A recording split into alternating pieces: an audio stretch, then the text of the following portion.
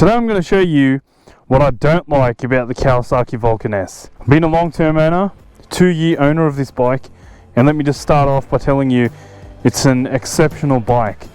But there are some things that if I were a Kawasaki engineer and I actually had a brain, I would choose differently. But I don't really have a brain, so that's why I'm making this video.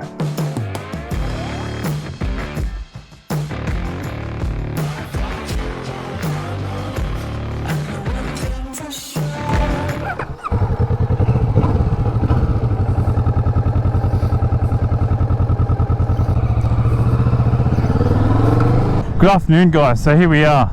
I got my Kawasaki Vulcan S. So I've had this bike for 2 years and there's actually a lot to like about this bike. It is an amazing sporty cruiser. If you guys haven't checked out the previous video, go check it out now, because that video is basically about what I like about this bike. And this one's about what I don't like. First thing, when you look at the bike straight away, these aren't major things because you can't really find anything majorly wrong with this bike. It's just such an amazing bike. But therefore, to find things wrong with it, I really have to pinpoint certain things. Straight up, you have a look, you've got some ugly mirrors. I'm not a fan of these mirrors. Although they provide some great visibility and they do their job excellently, I just don't, personally, I don't like the look of them. But I mean, who cares about looks, right? When it comes to such a tiny segment of the bike, a little mirror. So that's something that can easily be ignored, and that's why most people don't pay much attention to it. And the next thing I don't like is the seat on this bike. So although it's got a great comfortable riding triangle and the seat is comfortable enough to sit on continuously for about an hour, after an hour your ass might get a bit sore.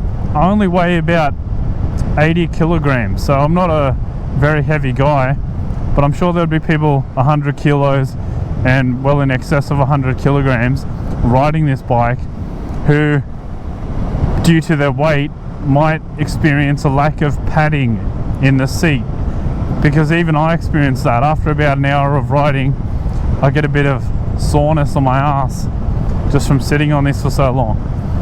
And you know what, it's a sporty cruiser. It's not really designed to go on long distance motorcycle travel, although you can do that. You can basically do that on any bike. And another thing I don't like when it comes to the looks of this bike are the indicators. So if you have a look at the indicators, you've got your standard Ninja 650 / Ninja 250 style indicators that they've had since 10 years ago. Basically these alien style knobs hanging off the side, alien antennas. And they're not attractive to look at. They could have had a sleeker design when it came to the indicators. But I mean, at least they're inexpensive to replace if you drop the bike. I remember I dropped my Ninja 250 when I first started riding.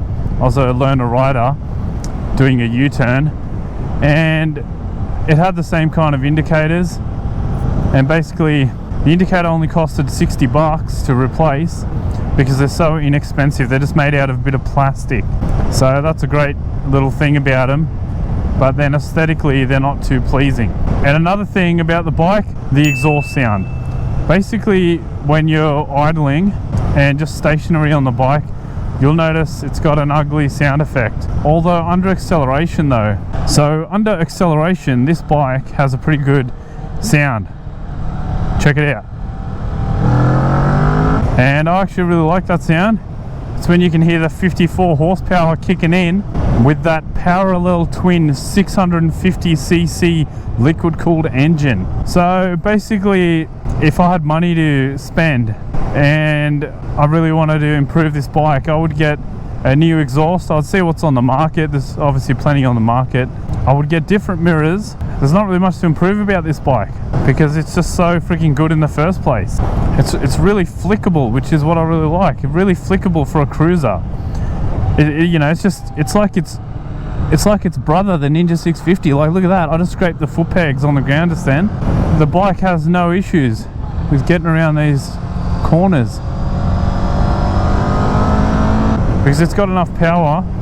It's got that sports bike-like demeanor, but it's got a lot of low to mid-range torque, so you can have a different kind of fun on it. Whereas on the Ninja 650, you'd be keeping the revs quite high on this one. You can easily ease off the revs because they don't go that high in the first place, and then you can get the same kind of power quite rapidly. And you always remember, look where you want to go, not where you don't want to go. Oh yes, I just remembered another thing I don't like is a turning circle. It's pretty damn wide. You struggle to do a U-turn in 6.2 meters, which is basically the turning circle that you have to accomplish to pass your test to get out of your learner license here in Australia. It's a really unique bike. Kawasaki offers a cruiser that's very sporty.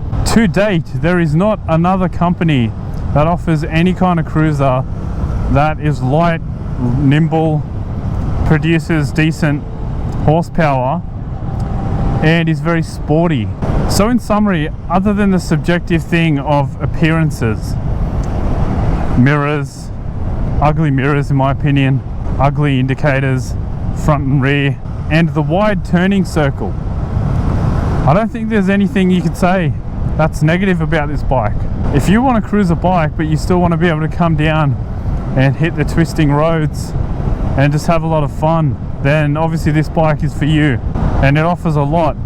It offers that highway cruisability, yet offers that nimble sports bike character. Whoa! I don't know if you guys saw that. There was a freaking car down like in the forest, rotting away. Anyway guys, if you enjoy my videos and you want to check out my future videos, there'll be plenty more on the Kawasaki Vulcan S. Make sure you subscribe and I'll catch you on the next one.